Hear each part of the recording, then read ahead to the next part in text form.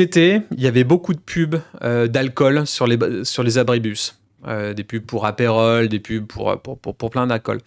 Et ce que je me suis demandé, c'est que maintenant qu'on a des IA dites multimodales, c'est-à-dire qu'on peut arriver à converser avec des chatbots en envoyant des images, je me suis demandé, est-ce qu'on pouvait pas analyser une image et savoir en gros si elle était conforme à la loi 20.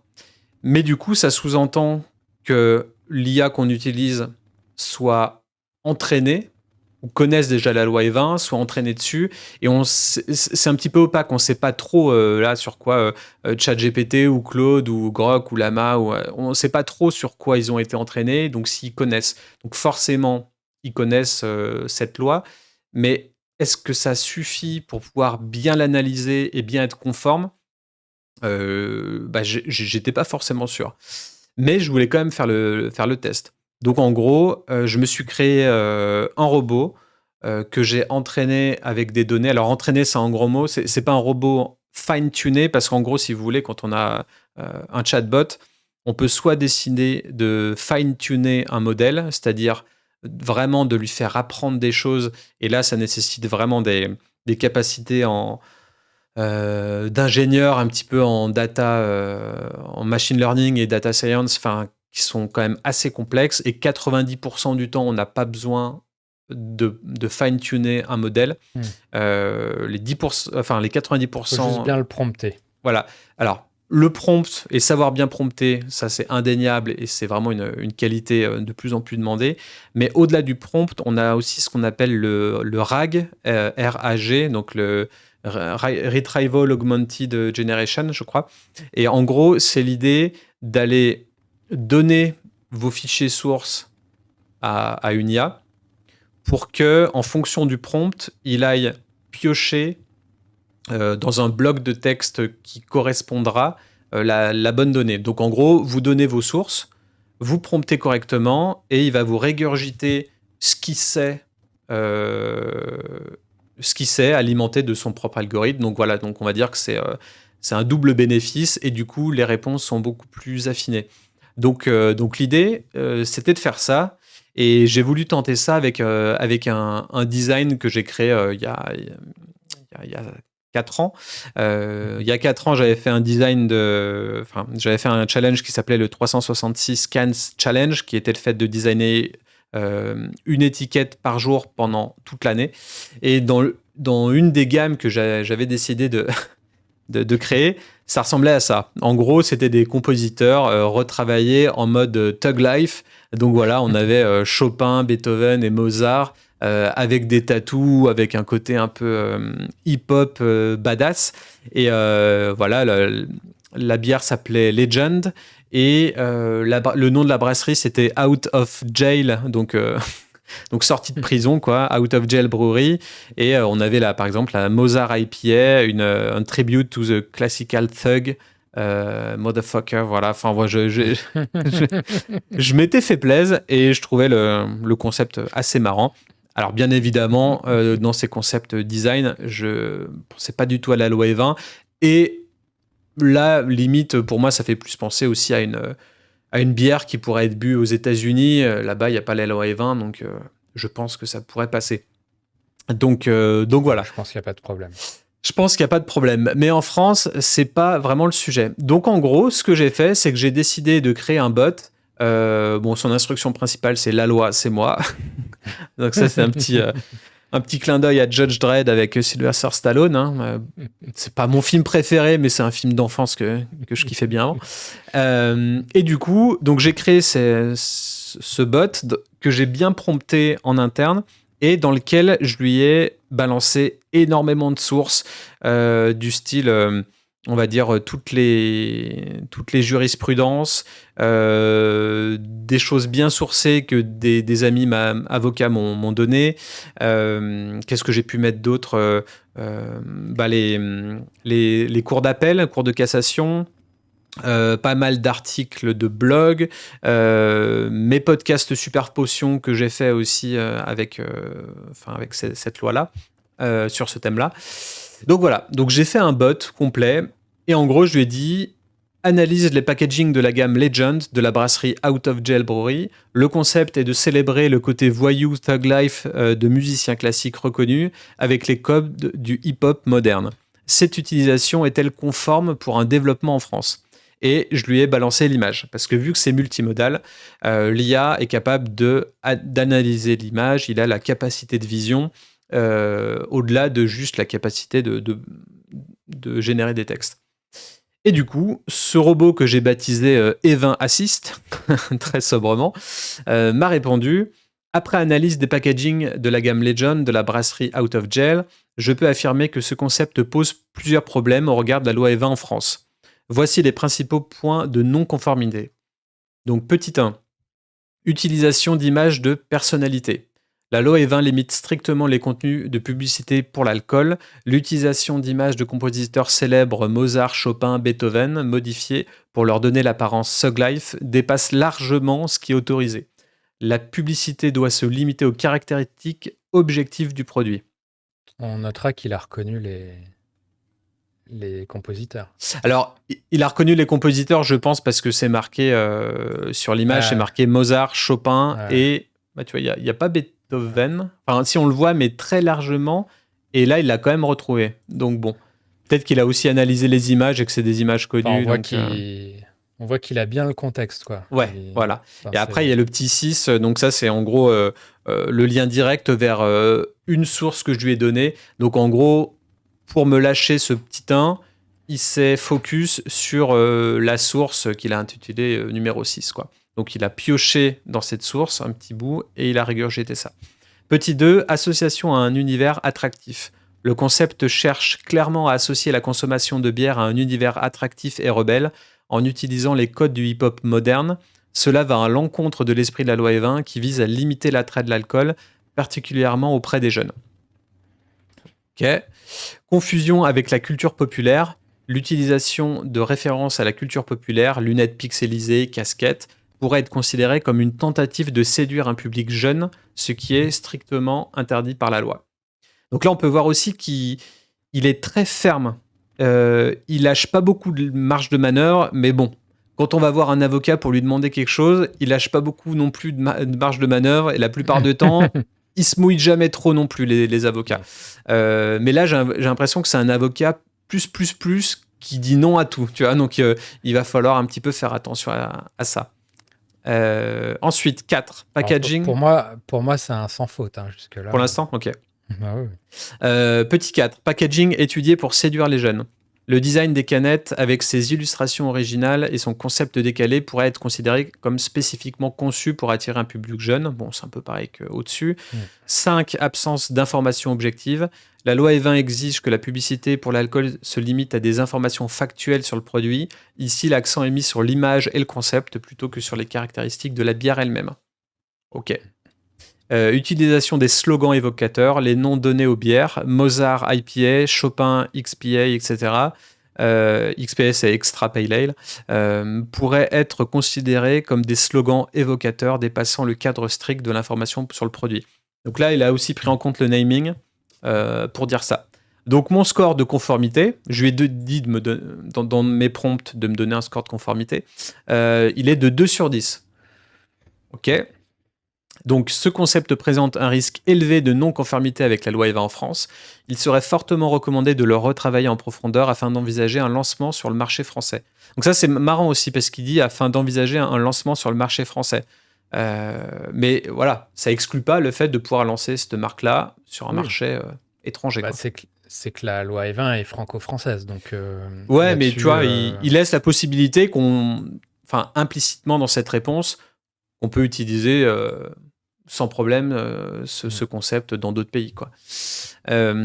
Suggestion d'amélioration, ça aussi c'est intéressant parce que le but c'est pas forcément de te donner juste ton score, mais c'est aussi de te donner des suggestions de comment on pourrait améliorer. Donc dans les suggestions, on a supprimé toutes les références aux personnalités et à la culture hip-hop. Donc là en gros, c'est change de concept, quoi. Tu ton concept, ouais. Voilà. Deuxièmement, se concentrer sur les caractéristiques objectives des bières, ingrédients, méthode de brassage, origine. Donc voilà, encore une fois, comment rendre très très pompeux un marketing ou une campagne de com.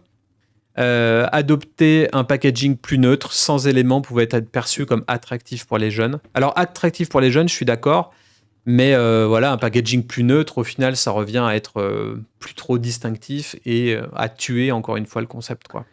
Donc, Bah, c'est tout le fil du rasoir sur lequel jouent tous les acteurs des spies qui essayent d'être un peu plus moins austères, quoi, on va dire. ouais. Et pour finir, mettre en avant l'histoire de la brasserie plutôt que des concepts marketing. Et voilà, tout est dit dans le dernier point. Il est important de noter que même avec ces modifications, une consultation auprès d'un avocat spécialisé serait fortement recommandée avant tout lancement en France. Donc, comme tu le disais en intro, un gros disclaimer pour dire que ceci n'est pas un conseil d'avocat et que le but de toute chose, c'est de finaliser ça avec un avocat. Donc voilà. Donc après, je vais demander d'autres choses. Et c'est cool, hein. En fait, ce que je trouve intéressant, c'est le côté détaillé. Et puis pour moi, c'est un sans faute, quoi. Enfin, c'est précis. Et en fait, pour avoir bossé avec des gens du juridique dans des boîtes d'alcool, souvent, c'est oui ou non. Tu vois, il n'y a pas de nuance. Et alors, il n'y a pas de nuance, effectivement, hein, c'est la loi ou c'est pas la loi, quoi, hein, dans l'absolu. Même si, bon, je pense dans tes podcasts sur Super Potion, on voit que tout est sujet à interprétation en réalité, mais bon, c'est plutôt, on va dire, c'est soit blanc, soit noir, et puis basta. Là, c'est bien que c'est un peu plus fin et on te dit, ok, c'est là les points où tu fais fausse route.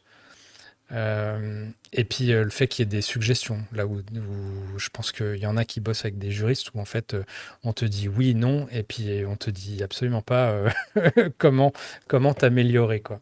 Donc je trouve qu'il y a une vraie vertu pédagogique là dans ce qu'on voit déjà. ouais, ça peut être pas mal. Mais alors, tu vois, donc ça, c'était un exemple sur ce que j'ai fait, une marque que j'ai fait moi. Et j'ai pas impliqué d'avocat dans cet exemple. J'ai fait une autre étude de cas dans laquelle j'ai demandé un avis à l'avocat et là on voit que le modèle du coup est beaucoup moins performant pour les nuances ou en tout cas est beaucoup trop négatif. En gros, il dit non à tout et toute pub serait mauvaise pour lui. Donc c'est ça qui est compliqué et que j'essaye de mettre en place, enfin d'améliorer au jour le jour et pourquoi pas avoir besoin de nos auditeurs qui nous écoutent s'ils sont intéressés pour continuer ce projet-là. Donc je vais te faire part de la deuxième étude de cas. La pub que j'ai vue partout. Alors là, on balance des pubs, on s'en fout, on se fait plaisir. La pub d'Aperol. Je me suis dit, sachant que si tu l'as vu, donc Aperol, c'est Campari. Je pense que le service juridique de Campari a tout validé, quoi. Ouais. Voilà. Donc en gros, ce qu'on peut voir sur cette pub, c'est Aperol Spritz colore l'apéritif. Donc le colore l'apéritif, ok, il y a un côté couleur, il y a un petit astérix où c'est marqué Aperol est un apéritif de la couleur orange vif. donc là, on peut voir que déjà, il y a eu un petit astérix qui nous ramène à un texte qui est quand même peu lisible, mais sur le fait que, ok, couleur l'apéritif, c'est pas une métaphore. On parlait bien sûr de la couleur du produit, hein, bien évidemment. Donc voilà. Et après, il y a, il y a pas trois de ton cocktails. État d'esprit. Pas dans l'état d'esprit.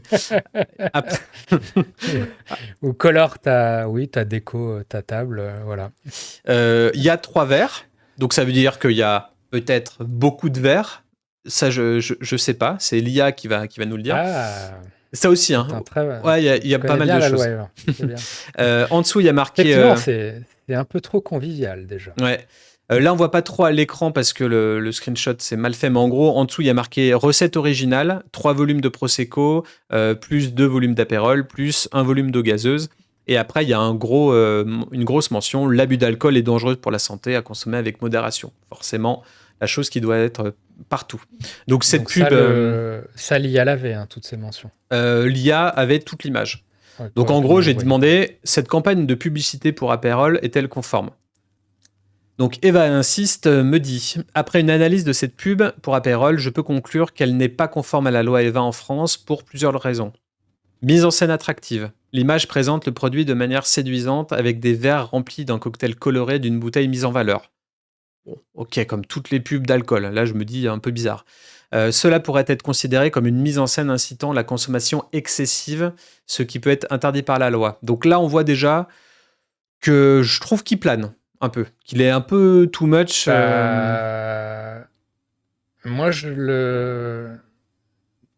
pour moi, c'est une interprétation totalement Plausible. pertinente, tu vois, ouais.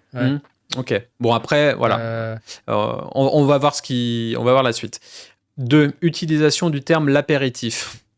Ce terme met en avant un contexte de consommation conviviale, ce qui dépasse les limites des indications autorisées par l'article nanana du Code de la santé publique. Moi, sur ce point, non. Je dis non Ouais. parce que apéritif, pour moi, finalement, si vous l'interprétez comme alcool et tout, c'est une interprétation subjective pour le coup parce que vous avez des biscuits apéritifs. Voilà. Est-ce que c'est interdit les biscuits apéritifs? Non. Voilà. Ben après, dans un contexte d'alcool, mais c'est un vrai terme. Moment, c'est le moment avant de manger. Voilà. Je crois que dans le dictionnaire, il y a 2 définitions. Dans l'apéritif, il y a l'instant, donc le moment de consommation, mais également le nom donné à une boisson spiritueuse. Donc, suivant le dictionnaire, tu as peut-être une définition pour toi? Je fais du fact-checking en direct. Moi, je vois adjectif qui ouvre l'appétit. Voilà. Donc, c'est première interprétation. Deuxième boisson à base de vin ou d'alcool, supposé apéritif, que l'on prend avant le repas. Voilà. Mais voilà, mais si tu peux le prendre totalement objectivement, qui ouvre l'appétit. Voilà. Oui. Je veux dire, oui, carrément. Bah voilà, enfin, voilà. Ok. Bon, on continue. Présentation Présentation de la recette. La mention de la recette originale en bas de l'image, 3 volumes de Prosecco, plus 2 volumes d'Aperol, plus machin, pourrait être interprétée comme une incitation à la consommation. Bon, là, pour moi, c'est juste, ça te décrit objectivement un mode de consommation le plus commun de l'apérole. Ouais. Et ça, c'est autorisé dans la loi Evin, pour le coup. Donc, on voit que c'est le fil de rasoir que j'évoquais juste avant. Quoi. Là, tu vois, on voit que c'est un peu trop. Le point 4, mise en avant de la couleur. L'accent mis sur color et la mention apérole est un apéritif à la couleur orange vif dépasse les informations factuelles autorisées par la loi. Moi, je trouve pour le coup, là, il n'a pas compris. Pour moi, c'est factuel, la couleur. Oui. Mais c'est la métaphore qui est moins factuelle. Mais alors, j'ai pas la loi sous les yeux, mais la couleur est un critère objectif. Tu vois, on pourrait prendre un Pantone et dire voilà, l'apérole, c'est cet orange et c'est incontestable. Tu vois, tu peux pas me dire ah non, c'est. Enfin, tu vois, et puis quand tu dis ça, t'as incité personne en fait. Oui. T'as juste décrit un liquide. Tu vois. Donc, quand on continue, utilisation des réseaux sociaux. Si cette publicité est destinée aux réseaux sociaux, elle pose problème car les alcooliers ont des difficultés à s'autoréguler sur les plateformes, comme l'a montré l'association Addiction France, France Addiction. Non, Addiction France. Je ne sais jamais quel ordre. C'est l'ancien nom. C'est l'ancien nom, ouais. C'est France Addiction maintenant. Lors d'observations pendant la Coupe du Monde. Donc là, on peut voir qu'il s'est basé sur une des sources qui était France Addiction, que j'ai rajouté dans le bot. Et je me suis dit aussi, vu que France Addiction tape vraiment sur les doigts de beaucoup de gens, est-ce que mon bot à moi, il s'est pas trop inspiré ou est-ce qu'il n'est pas allé trop piocher des sources de France Addiction pour régurgiter des infos qui pourraient être trop... c'est là que tu mets en lumière un biais dans ton RAG ou ton dataset, qui fait que forcément, si tu te réfères que à France Addiction, de facto, j'imagine que tout sera rejeté. Alors que si ton dataset est basé, je sais pas, sur des choses, je sais pas, des campagnes où il n'y a pas eu de problème, ça marchera mieux.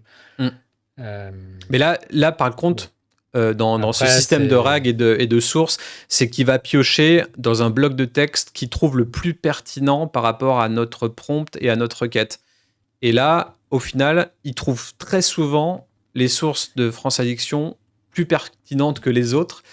Mais bon, on va voir avec la suite que, au final, ça fait nous dire non à tout et potentiellement des scores inférieurs, alors que, tu vois, ça peut être accepté. Donc, en gros, euh, bien que la mention légale l'abus d'alcool est dangereux pour la santé soit présente, elle ne suffit pas à rendre la publicité conforme. Pour être conforme, la publicité devrait se limiter à des informations factuelles sur le produit, sans mise en scène attractive. Non, non, non. En gros, là, il m'a mis un score de conformité de 3 sur 10. Donc, si on l'écoute, la pub n'aurait jamais dû voir le jour dehors. Suggestion d'amélioration, supprimer les éléments de mise en scène, verre et cocktail. Donc, tu supprimes un peu tout, ou alors tu mets juste la bouteille. Se limiter à une présentation sobre de la bouteille. Retirer les mentions sur la recette et la couleur et mettre davantage en avant le message de prévention. Moi, ce que je lui ai répondu, donc j'ai soumis ça à un avocat et j'ai dit voici une contre-expertise d'un avocat sur cette même publicité. Donc lui, il m'avait dit qu'il n'était pas trop d'accord, à part peut-être le truc sur Color l'apéro. Le reste me semble bien lié aux mentions autorisées. Et du coup, je lui dis qu'en penses-tu? Dois-je alléger certaines de tes connaissances pour passer quelques nuances? Il me répond, je comprends la perspective de l'avocat, mais je maintiens une position prudente. Donc, il est avocat d'avocat, le mec. c'est un vrai avocat. Voilà. Mais je maintiens une position prudente concernant cette publicité. Voici une analyse plus nuancée. La présentation du produit et de sa recette peuvent effectivement être considérées comme des informations factuelles. Cependant, la mise en scène attractive avec plusieurs verres remplis pourrait être interprétée comme une incitation à la consommation excessive. Donc là, il reste sur le fait que mettre 3 verres, c'est un peu too much. Bah, pour moi, c'est la clé du truc, elle est là. Il y a le côté color, où en fait, t'as Pernod Ricard qui s'est fait allumer pour avoir dit un Ricard des rencontres, sous un angle des rencontres entre l'eau et le Ricard, enfin, C'est le plus connu des... Ouais. le sirop d'orgeat et le Ricard, j'en sais rien, tu vois, pour une Morez, voilà, une rencontre aromatique, on va dire. Là, tu pourrais dire, ah, color, ok, color, mais tu vois, oui, ça te rend ton mood meilleur, c'est ça que vous voulez dire, ça, tu voyais la vie tout en noir, et là, tout à coup, grâce à l'alcool, tout est rose, tu vois. Tu vois, ça pourrait être défendu, mais pour moi, le coup des verres, c'est là que, indiscutablement, tu pourrais dire, ok, t'es en train de, t'es en train de mettre en scène un truc convivial, Un apéro avec tu des vois. gens, quoi. Ouais, Mais en même temps, enfin, tu vois, donc ça va au-delà de juste, ah, je vous montre un cocktail, un verre, voilà comment vous pouvez mélanger l'apérole avec d'autres choses. Là, tu es en mode, tu le mélanges, mais tu le consommes avec d'autres gens et tout, tu vois. carrément. Ou alors, enfin, tu vois, ou alors c'est que tu bois 3 verres tout seul, et du coup, dans tous les cas, t'es dans une situation un peu, pour moi, compliquée à Dans expliquer, tous quoi. les cas, c'est Enfin, à too much. Ouais. justifier. Après, qu'est-ce qu'on a L'utilisation du terme l'apéritif est en effet une zone grise. Bien qu'il s'agisse d'une description du type de produit, il peut aussi évoquer un contexte de consommation conviviale, ce qui est un point sensible dans l'interprétation de la loi. Donc là, c'est ce qu'on disait tout à l'heure. Au final, il se range un petit peu sur ce côté-là. Donc, ok. La mention color et la référence à la couleur orange vif dépassent effectivement les informations strictement factuelles et pourraient être problématiques. Bon, là, il reste sur ce truc-là, hein. Il est vrai que l'interprétation de la loi E20 peut varier selon les juges et les cas spécifiques, ce qui rend parfois difficile de déterminer précisément ce qui est autorisé ou non. La présence du message obligatoire est un point positif, nanana. Et il réviserait son évaluation initiale en mettant un score de 6 sur 10 après l'intervention de l'avocat. Donc là, je suis en train de le fine-tuner en direct, du coup, et il me resuggère quelques améliorations. Bon, c'est là pour moi, c'est quand même une limite de l'IA, c'est que euh, tu peux un peu l'influencer à te dire ce qui te fait plaisir, quoi. Ouais. Pour ça que c'est pas, faut vraiment insister, ça n'a pas de valeur juridique, hein. Carrément. Mais au moins, ça peut faire avancer la réflexion. Après, ce que je lui ai répondu, c'est voici la réponse de l'avocat, sachant que son verdict prime sur le tien. Donc là, du coup, tu vois, j'essaie de reprendre un petit peu la main sur mon propre robot, quoi, parce qu'il me part un peu dans les pattes. Le message sanitaire me semble tout à fait conforme. Est-ce que la présence de plusieurs verres suffirait à être incitatif ? Franchement, c'est tangent. On est quand même sur une présentation du produit. La mise en avant de la couleur me semble OK parce que c'est objectif. Par contre, c'est le fait de dire que ça colore l'apéro qui me semble problématique parce que ça peut avoir une dimension rend l'apéro joyeux qui pourrait aller plus loin qu'une simple pub informative. Du coup, je lui dis, à partir de là, reformule ton analyse. Merci pour ces précisions. Je vais reformuler mon analyse en tenant compte de l'avis de l'avocat et des nuances apportées. Donc là, il ferme un petit peu plus sa gueule. Il est un peu moins en mode je maintiens tout. Il me dit message sanitaire, le message l'abus est dangereux pour la santé, effectivement conforme. Présentation du produit, la présence de plusieurs verres, bien que tangente, peut être considérée comme une simple présentation du produit. La jurisprudence a parfois admis que certains éléments visuels ne dépassent pas ce qui est nécessaire à la promotion des produits et inhérent à la démarche publicitaire proprement dite. Bon, encore une phrase un petit peu, on fourre tout dedans, quoi. Mise en avant de la couleur. La référence à la couleur orange vive du produit est objectivement liée aux caractéristiques du produit, ce qui est autorisé. Utilisation du terme colore l'apéro, c'est effectivement l'élément le plus problématique de cette publicité. Cette formulation pourrait être interprétée comme allant au-delà d'une simple information objective, suggérant que le produit rend l'apéro joyeux. Donc là, il a repris un peu ce que m'a dit l'avocat au final. Donc voilà. Nuance de ouf là. Ouais. Et présentation de la recette, la mention de la recette peut être considérée comme une information factuelle sur la composition du produit, ce qui est autorisé. En conclusion, la publicité semble globalement conforme. Donc voilà, ça passe de 3 sur 10 initialement à 8 sur 10. Voilà, donc en gros, j'ai fait ce test sur plusieurs pubs différents. Ça se trouve, c'est une reconstitution des échanges qu'il y a eu entre le marketing et le juridique chez Campari. Peut-être que Campari pourrait commenter cet épisode. Ok, on va le faire. Ouais. Donc en fait, voilà, tout ça pour dire que je suis parti d'un constat de est-ce que l'IA multimodal, je peux lui uploader une image et qu'il me l'analyse. Il sait le faire. Est-ce que je peux faire en sorte que ce bot soit rempli de sources liées au final à ce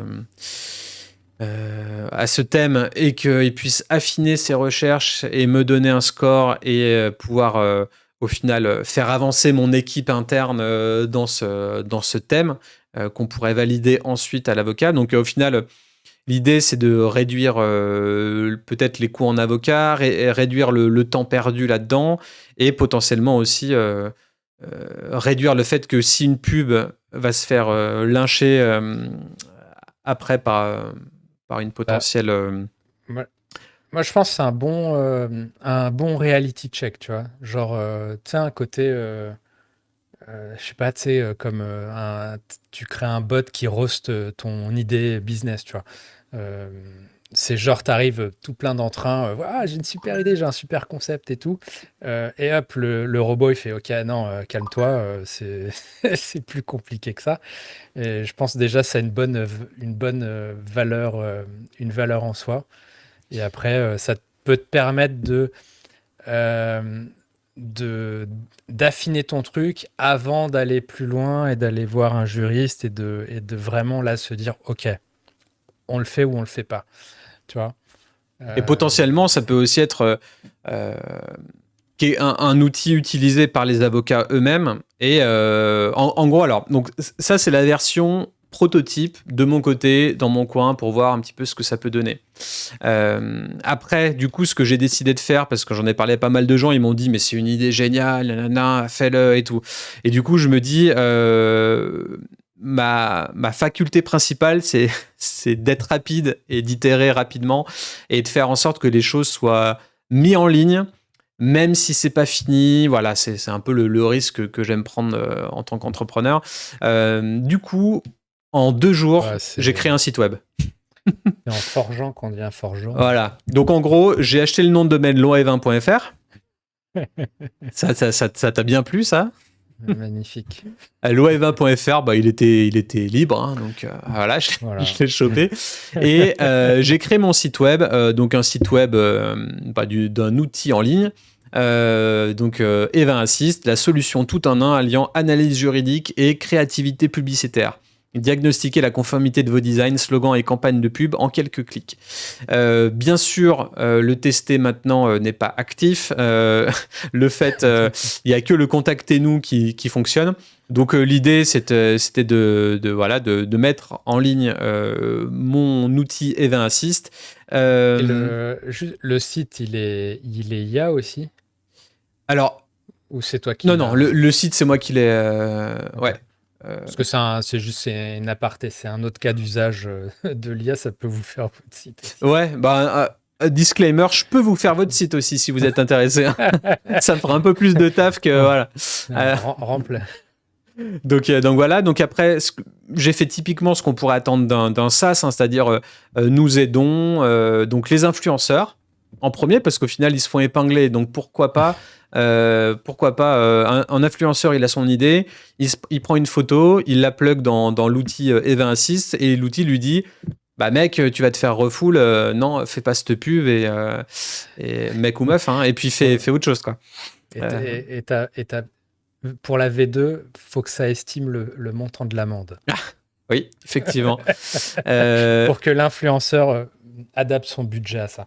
Donc voilà, donc j'ai fait des pages influenceurs et Loaevin naviguer dans les eaux troubles de la promotion d'alcool sur les réseaux sociaux. Donc voilà, tout un case study avec... Dans les eaux troubles. Voilà, pour les vignobles, l'art de communiquer avec le vin à l'ère de la Loaevin, guide pour les vignobles et marques de vin. Donc en gros, j'ai fait une page pour chacun, les distilleries, les brasseries, les agences et les indépendants. J'aurais pu même faire une page pour les avocats, mais je pensais potentiellement faire une page avocat.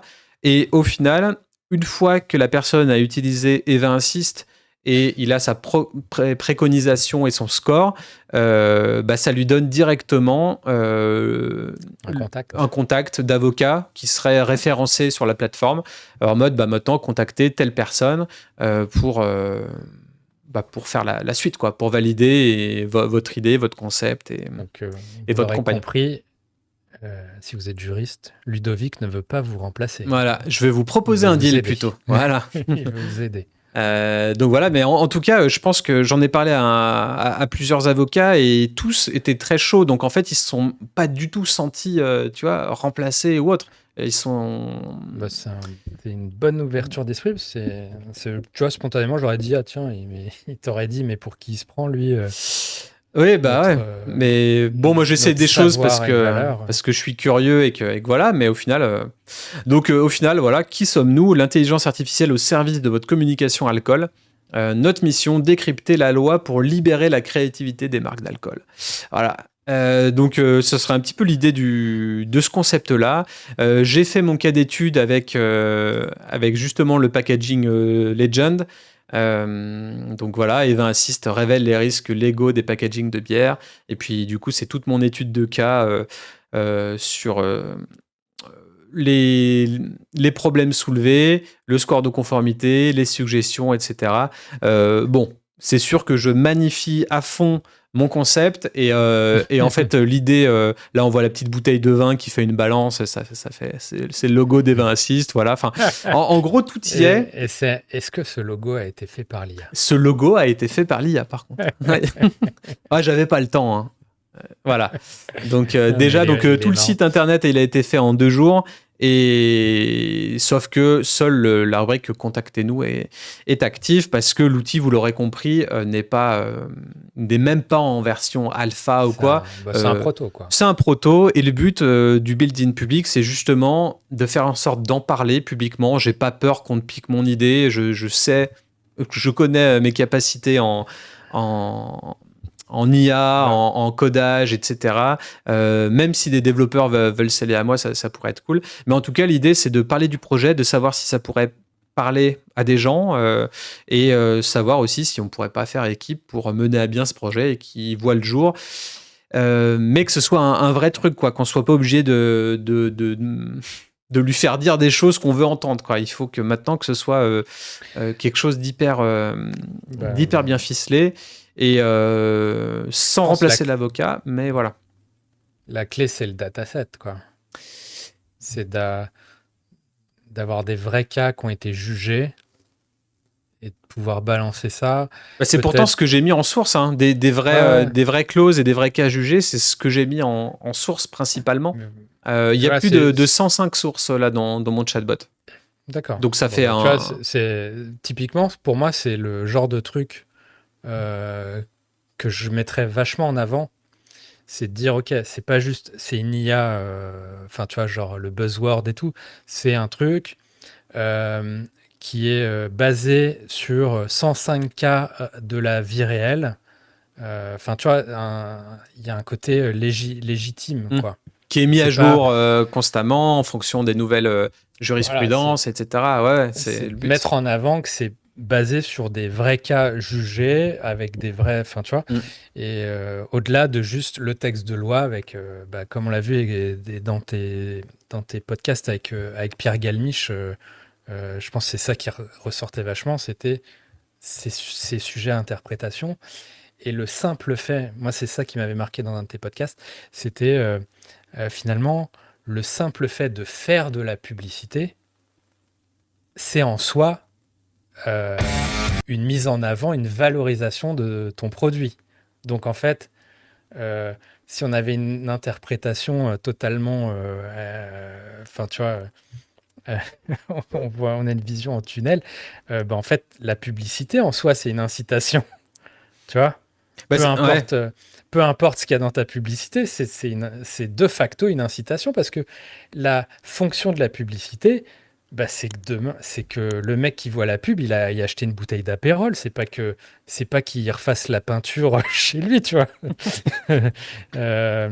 Et C'est, ça fait écho enfin, à un épisode, alors c'était pas un épisode, mais c'est un petit truc sur France Inter, là, qui est très actuel, là, qui est sorti il y a quelques jours et qui redisait que France Addiction allait mener euh, des attaques un petit peu plus poussées parce qu'ils ont recensé des milliers de cas sur les réseaux sociaux et que ça influence les jeunes à boire, les mineurs, etc.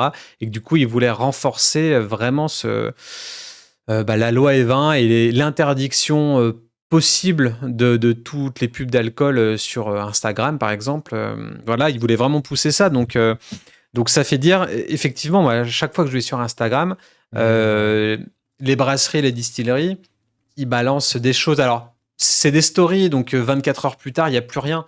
Mais je, Et au final, ça le serve bien, mais par contre, ils font pas attention du tout et ils s'en moquent un petit peu. Donc, mais je pense voilà. que tu as une problématique plus globale, c'est que tout n'est pas de la publicité. Je veux dire, tu passes un moment convivial avec tes amis et tu prends des photos et puis il y a de l'alcool dans le champ de la photo. euh, Bah voilà, c'est là.